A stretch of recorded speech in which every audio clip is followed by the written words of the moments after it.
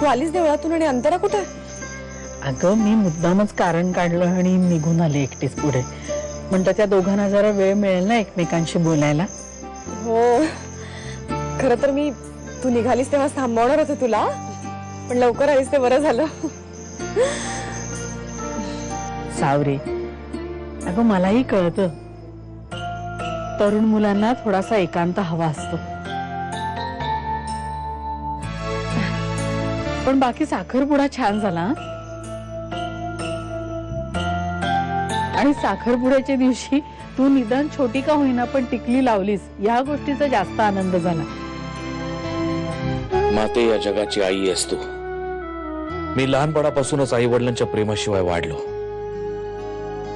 या जगाचे शिवायशाप सहन केलेत, त्यामुळे कदाचित माझा स्वभाव थोडासा रुक्ष झाला असेल.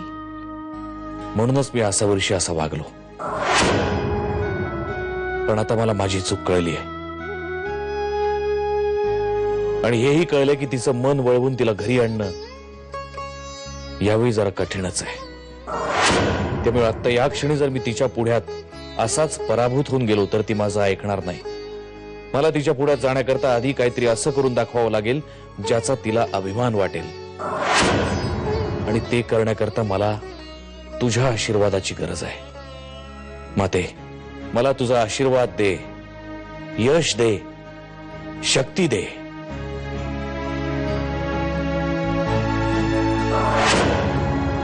शार्दूल, शार्दूल मला मदत करू शकतो. तो एकच आधार आहे आता मला. त्याचीच मदत घेतली पाहिजे. हर्षवर्धनने इतकी मोठी गोष्ट सगळ्यांपासून लपवून ठेवली का? का केलं त्याने हे सगळं? किती खोटं बोलतो हा माणूस. आसावरीला सुद्धा अंधारात ठेवलंय अजूनपर्यंत. तिला जर हे सगळं कळलं तर ती जीवच देईल. तुझ्या इतकी स्वार्थी आणि नीच बाई मी जगात दुसरी कुठलीच नाही पाहिली. अगं त्या सावित्रीनी सत्यवानाकरता यमाशी लढा दिला होता, पण तू तुझ्या नवऱ्याला मृत्यूच्या दारात सोडून पळून आलीस. तुझ्यामुळे ते धनाजीराव माने सुद्धा माझ्याशी वाईट वागले. या गुंडांच्या हातून मृत्यू येण्यापेक्षा मी स्वतःच मृत्यूला कवटाळणं पसंत करीन आसावरी. कारण हर्षवर्धन भोसले आजपर्यंत ताठ मानेनी जगला, स्वतःच्या मर्जीने जगला, आणि आता तो मरेल तेही स्वतःच्या मर्जीनेच.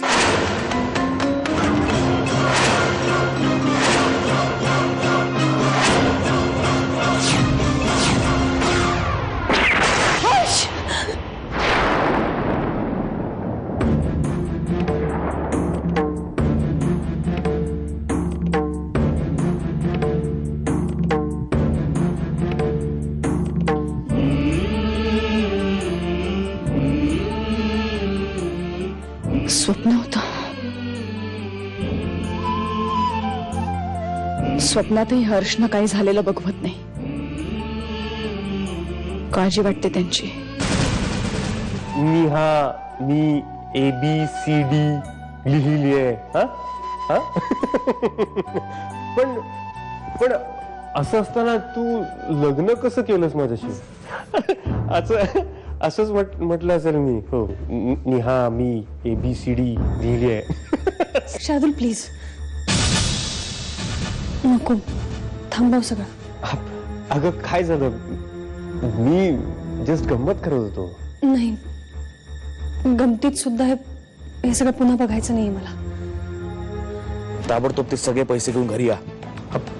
पण सर, ती बाईची माणसं, त्यांचं काय करायचं ते मी बघतो. तुम्ही आत्ताच्या आत्ता पैसे घेऊन घरी या, कळलं? Okay sir.